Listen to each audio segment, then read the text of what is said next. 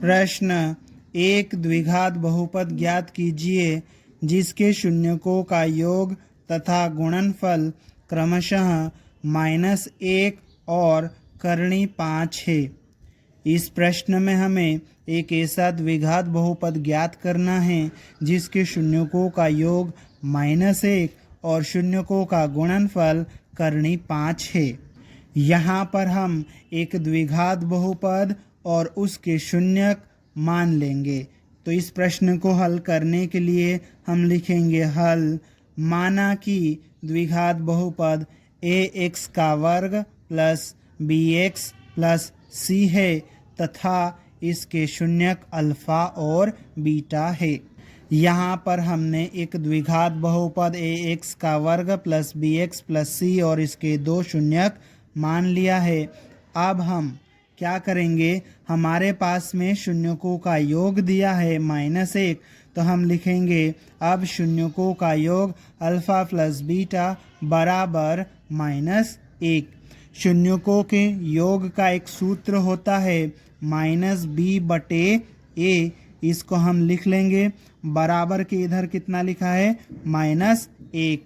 इसके साथ ही हमें शून्यकों का गुणनफल भी पता है। ठीक है, प्रश्न में दिया है तो हम क्या करेंगे, उसे भी लिखेंगे तथा शून्यकों का गुणनफल अल्फा गुणित बीटा बराबर शून्यकों का गुणनफल कितना दिया है कर्णी 5, तो हम यहाँ लिख लेंगे कर्णी 5। शून्यकों के गुणनफल का एक सूत्र होता है c/a, उसको हम लिख लेंगे। अब इधर कितना दिया है कर्णी 5। यहाँ से हमें a, b और c का मान निकालना है। सबसे पहले हम a का मान निकालेंगे। यहाँ पर बटे में कुछ नहीं है दोनों जगह, तो इसके बटे में भी 1 लिख देंगे और इसके बटे में भी 1 लिख देंगे, क्योंकि इसके बटे में 1 लिखने से कोई फ़र्क नहीं पड़ेगा। तो इस तरह से a का मान दोनों जगह से कितना हो जाएगा 1। तो हम लिखेंगे यदि a बराबर 1 तब b बराबर, अब देखो यहाँ से -b बराबर -1 होगा, चिन्ह बदलेंगे, दोनों प्लस में हो जाएंगे, तो b बराबर कितना हो जाएगा 1 हो जाएगा। यहाँ से c बराबर कितना हो जाएगा कर्णी 5। ठीक है, इस तरह से हमने a, b और c के मान निकाल लिए हैं।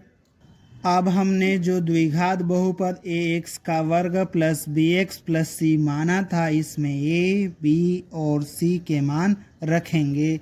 a का मान 1 है, यहाँ पर a की जगह 1 रखेंगे। 1 का गुणा x वर्ग के साथ में होगा, तो ये क्या हो जाएगा x वर्ग हो जाएगा।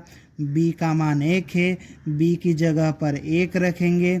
1 का गुणा x के साथ में होगा, तो ये x हो जाएगा। c का मान कर्णी 5 है, तो यहाँ पर c का मान रखेंगे, तो ये प्लस कर्णी 5 हो जाएगा। इस तरह से हमारा बहुपद हो जाएगा x का वर्ग प्लस x प्लस कर्णी 5। इसको हम लिख लेंगे। अतः अभीष्ट द्विघात बहुपद x का वर्ग प्लस x प्लस कर्णी 5 होगा और यही हमारा उत्तर है।